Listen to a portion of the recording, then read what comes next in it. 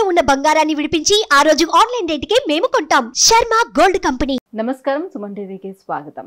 October మాసంలో ద్వాదశ రాశుల వారికి ఎలా ఉండబోతుంది, నవగ్రహాల స్థితిగతులు ఎలా ఉన్నాయి, ఏ రాశుల వారు ఎటువంటి పరిహారాలని పాటించుకోవాలి, ఈ అంశాన్ని తెలియజేసేందుకు మనతో పాటు ఉన్నారు ప్రముఖ ఆస్ట్రాలజిస్ట్ మరియు వాస్తు వేదిక నిపుణులు, దేవి ఉపాసకురాలు అయినటువంటి శ్రీమతి జయప్రద గారు మనతో పాటు ఉన్నారు. అమ్మని అడిగి మరిన్ని విషయాలు తెలుసుకుందాం. నమస్కారం. నమస్తే అమ్మ, శ్రీమాత్రే నమః. అమ్మ, ద్వాదశ రాశుల వారికి ఎలా ఉండబోతుందో తెలుసుకునే ముందుగా మనకి నవగ్రహాలు సంచారం అనేది ఏ రకంగా ఉంది, ఏ గ్రహాలు ఎటువంటి ఫలితాలను అందిస్తున్నాయో తెలియజేయండి. తప్పకుండా.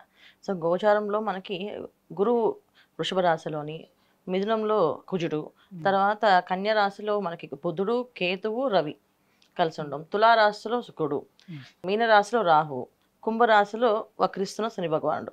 సో ఈ కాంబినేషన్లో ఈ మాసంలో ఏంటంటే ఈసారి గోచారంలో ఈ గ్రహాలు ఎలా ఉన్నప్పటికీ కూడా, సో గురువు అక్టోబర్ 9 వరకు వృషభ రాశిలో ఉంచి 10వ తారీఖు నుంచి వక్రగతికి చెందుతున్నాడు. అంటే ఆయన అక్కడే ఉండి వెనక్కి తిరిగి చూడడం. సో వక్రించడం, వెనక్కి తిరగడం. వక్రించడం అంటే మనకు మేషాన్ని మళ్ళీ మీనాన్ని అలా చూసుకుంటూ రావడం అనమాట.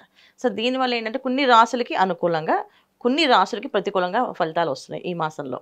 తర్వాత వచ్చేసి రవి, బుధుడు, కుజుడు స్తంభించడం. కుజుడు 20వ తారీఖుకి కర్కాటక రాశిలో వచ్చి మళ్ళీ తిరుగమనం మళ్ళీ మిథున రాశిలోకి వస్తున్నాడు. ఒక విధంగా చెప్పాలంటే కుజుడు కూడా వక్రిస్తూ మళ్ళీ తిరిగి మళ్ళీ మిథున రాశిలోకి వస్తున్నాడు. సో 20వ తారీఖు వరకు మిథునంలో ఉన్న కుజుడు కర్కాటకానికి మారుతున్నాడు. కర్కాటకం మారిన తర్వాత మళ్ళీ ఒక 20 రోజులకి మళ్ళీ ఆయన తిరిగి సింహంలో రావాలి కదా, ఆయన దగ్గర మళ్ళీ వెనక్కి వెళ్ళి మళ్ళీ మిథునంలోకి వెళ్తున్నాడు. సో మళ్ళీ వెనక్కి వెళ్ళి మిథునంలో ఉండడం వల్ల ఏంటంటే కొన్ని రాశులకి మళ్ళీ ప్రతికూలమైన ఇబ్బందులు, కొన్ని రాశులకి అనుకూలంగా ఉన్నాయి. చాలా కాలం అక్కడే ఉండడం జరుగుతుంది కుజుడు. అంటే ఇది నీ కుజస్తంభన అంటాం. సో కుజుడు ఒక్కొక్కసారి స్తంభించి అలా ఉండిపోతుంటాడు. సాధారణంగా అయితే ఆయన ఎక్కువ రోజులు ఉండరు కదా, ప్రతి మాసం మారుతూ ఉంటాయి. ఈ మాసగ్రహాలన్నీ ఏంటంటే రవి కానీ, బుధుడు, కుజుడు, శుక్రుడు, వీళ్ళు ప్రతి మాసము మారుతూ ఉంటారు. బుధుడైనా, శుక్రుడైనా, కుజుడైనా మారుతుంటారు.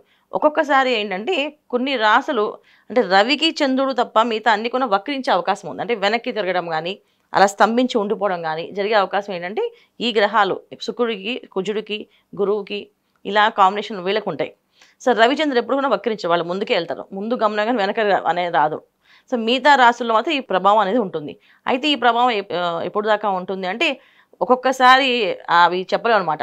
అది స్తంభిస్తే అవి ఎక్కువ కాలం, సంవత్సర కాలం కూడా ఉండే అవకాశాలు ఎక్కువగా ఉంటాయి. అది కుజుడైనా, గురువైనా, గురువు వక్రించినప్పుడు కూడా ఒక్కొక్కసారి రేపు గురువు వక్రించేది 119 రోజులు ఉంటున్నాడు ఆయన వక్రించి. సో ఈ 119 రోజులు అంటే దాదాపు మనకి 3 నెలలు 15 రోజుల పైనే, మనం 3 మాసాలు మనం చూసుకోవాలి. సో ఈ 3 మాసాల్లో కొన్ని రాశులకి అనుకూలమైన ఫలితాలు, కొన్ని రాశులకి ప్రతికూలమైన ఫలితాలు వస్తాయి గురువు వక్రించడం వల్ల. ఇప్పుడు గురువు ఉండడం వల్ల ఎటువంటి ఇబ్బందులు అయితే ఎదుర్కొంటున్నామో అలాగే కుజు స్తంభన కూడా అలాంటి ఇబ్బందులే ఉన్నాయి. సో ఈ మాసంలో అది కూడా జరుగుతుంది కనుక కొన్ని రాశులు వాళ్ళకి అనుకూలంగా, కొన్ని రాశులు ప్రతికూలంగా ఇబ్బంది పడే అవకాశం ఉంది. సో కుజుడు స్తంభించడం దాదాపు మనం లెక్క వేసుకుంటే 119 రోజులు గురువు అనుకుంటే కుజుడు ఇంకా ఎక్కువే ఉన్నారు. వచ్చే ఏడాది వరకు మే, జూన్ వరకు ఆయన అక్కడే స్తంభించినట్టుగా కనిపిస్తున్నాయి మిథునంలోనే. సో దానివల్ల చాలా వరకు ఇబ్బందులు పడే అవకాశం ఎక్కువగా ఉంది. సో ముఖ్యంగా మిథున రాశి వాళ్ళకి ఇబ్బందిగా ఉంటుంది. సారి గోచార ఫలితాలు మనకి కొంతమందికి మేలు జరగచ్చు, కొంతమందికి కీడు జరగచ్చు, కొంతమందికి అదృశ్య యోగాలు, రాజయోగాలు రావచ్చు. ఇవన్నీ జరిగే అవకాశం ఈ మాసంలో చాలా రాశుల వాళ్ళకి ఉన్నాయి. అమ్మ, అక్టోబర్ మాసం మరి వృషభ రాశి వారికి ఏ రకంగా ఉండబోతుంది, వాళ్ళకి ఏ గ్రహాలు సపోర్టింగ్ గా ఉన్నాయి? తప్పకుండా అన్న, వృషభ రాశి వాళ్ళకి ఈ మాసంలో అనుకూలమైనది ఏంటంటే 9వ తారీఖు వరకు మామూలు సామాన్యమైన గ్రహస్థితి ఉంటుంది అందరికి. అన్ని మాసంలో ఉన్నట్టు వీళ్ళకి ఆర్థికపరమైన ఇబ్బందులు. ఎప్పుడైతే గురువు వృషభ రాశిలో ఉన్నారో అప్పటి నుంచి వీళ్ళకి ఆర్థిక ఇబ్బంది అనేది ఎప్పుడూ ఉంది. అన్ని బాగున్నా, అన్ని ఫలితాలు బాగున్నప్పటికీ కూడా డబ్బులు అనుకూలంగా అనుకున్నట్టుగా రావట్లేదు. వచ్చినటువంటి గురువు యోగించకపోవడం వల్ల వీళ్ళకి ఎప్పటి నుంచో ఆర్థికమైన ఇబ్బంది అనేది అలా ఉండిపోయింది. మిగతా అన్ని పనులు అవుతున్నా ఆ టైంకి డబ్బులు రావడం, ఆ టైంకి ఆ పని చేయడం, ఆ వచ్చే వరకు టెన్షన్ పడ్డము, ఆ టెన్షన్లోనే రావడము, తర్వాత తీర్చడం, ఇవి జరుగుతున్నాయి. అంటే ఒకసారి అప్పు చేయడం, దానికి వడ్డీ కట్టుకోవడం, మళ్ళీ దానికోసం మళ్ళీ అప్పు చేయడం, మళ్ళీ వడ్డీ కట్టడం, లేకపోతే కొంతమందికి అసలు డబ్బులు ఆ టైంకి రావడం. దైవానుగ్రహం అనేది బాగా పూజ చేసే వాళ్ళకి తప్ప మిగతా వాళ్ళకి కొన్ని ఇబ్బందులు ఎదుర్కొనే పరిస్థితి ఈ వృషభ రాశి వాళ్ళకి ఉంది. అయితే ఈ మాసం నుంచి వాళ్ళకి కొంచెం అనుకూలంగా మారే అవకాశం ఉంది. సో గురువు వక్రగతి చెందడం వల్ల వీళ్ళకి కొన్ని పనులు అనుకూలంగా మారుతున్నాయి. ఎంత అనుకూలంగా మారుతున్నాయి అంటే ఎప్పటి నుంచి రావాల్సిన పదవులు ఏవైతే ఉన్నాయో ఆ పదవులన్నీ వీళ్ళకి అనుకూలంగా మారే అవకాశం, అంటే జాబ్లో ప్రమోషన్స్ అనుకోండి. పదవులు అంటే మనకి ఈ రోజుల్లో ఏముంది, ఉద్యోగాల్లో ప్రమోషన్లు.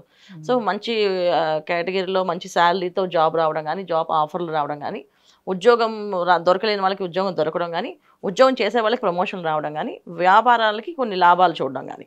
20వ తారీఖు నుంచి ఇంకొంచెం ఫలితాలు బాగున్నాయి. కుజుడు కూడా మారుతున్నాడు. 20 తారీఖు నుంచి కుజుడు ఎప్పుడైతే మారుతారో కొంచెం కుటుంబం నుంచి వచ్చే సమస్యల నుంచి వీళ్ళు పరిష్కారం దొరుకుతుంది. ఇప్పుడు దాకా కుజుడు మిథున రాశిలో ఉండడం వల్ల ఈ వృషభ రాశి వాళ్ళకి కుటుంబంలో ఏదో ఒక చికాకు, బయట ఏదో సాధించుకుని వచ్చినా ఇంటికి రాగానే ఏదో ఒక టెన్షను, ఏదో ఒక ఇంట్లో బాధనో, లేకపోతే భార్యాభర్త మధ్య సమస్యలు రావడము, ఏదో కొట్టుకోవడము, తిట్టుకోవడము, లేదు ఇవన్నీ కాదు అని అంటే ఏదో ఒక వార్త రావడం, ఆ వార్త కోసం మనం బయలుదేరడం, వెళ్ళడము, దానికోసం ఖర్చు పెట్టడము, ఇలా ప్రతిదీ తెలియని ఖర్చు నెత్తిమీద పడుతూ ఉండి ఆ ఖర్చు అనేది తగ్గుతుంది ఈ మాసం 20వ తారీఖు నుంచి వీళ్ళకి కొంచెం. సో దాని నుంచి కూడా మంచి ఫలితాలు వీళ్ళు అందుకునే అవకాశం ఎక్కువగా ఉంది. ఇంకా ఏం మంచి జరుగుతాయంటే వివాహాలు ఎప్పుడైతే ఆలస్యంగా ఉందో వివాహాలు అయ్యే అవకాశం కూడా ఎక్కువగా ఉంది. ఎందుకంటే గురువు వక్రగతి పొందడము, సో శుక్రుడు అనుకూలంగా ఉండడము, తర్వాత రవి బుధులు అనుకూలంగా మారడం వల్ల కొన్ని విషయాలు వ్యవహారిక విషయాల్లో, అంటే ప్రభుత్వం సంబంధించిన రంగాల్లో కానీ, ప్రభుత్వం సంబంధించిన పన్నులు కట్టిన విషయంలో కానీ, ప్రభుత్వం సంబంధించిన రావాల్సిన డబ్బులు కానీ అన్నీ వచ్చే అవకాశం ఈ మాసంలో ఉన్నాయి వీళ్ళకి. పంచమ స్థానంలోనే బుధ రవిలు. సో పంచమ స్థానంలో ఉన్న రవి బుధులు ఇద్దరు, తర్వాత షష్టమ స్థానంలోకి వెళ్ళినప్పుడు కూడా వీళ్ళకి అది యోగకరంగా ఉంది.